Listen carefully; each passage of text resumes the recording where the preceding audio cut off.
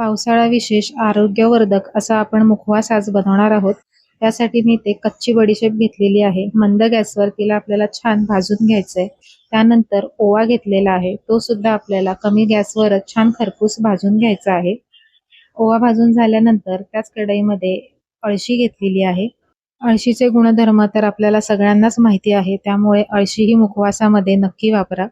त्यानंतर मी घेते इथे पांढरे तीळ आणि सोबतच थोडे काळे तीळ सुद्धा घेतलेले आहेत. ते सुद्धा आपल्याला छान खरपूस असे भाजून घ्यायचे आहे. सगळे जिन्नस मंद गॅसवरच भाजून घ्यायचे आहे. आता हे सगळे जिन्नस पूर्णपणे थंड करून घ्यायचं आहे आणि थंड झाल्यानंतरच मिक्सरला आपल्याला हे थोडे जाडसर भरडमध्ये असे वाटून घ्यायचे आहेत. सोबत मी थोडंसं सेंधव मीठ सुद्धा घातलेलं आहे. आता यामध्ये वाटून झाल्यावर जेष्ठीमध घालून छान मिक्स करून घ्यायचं आहे.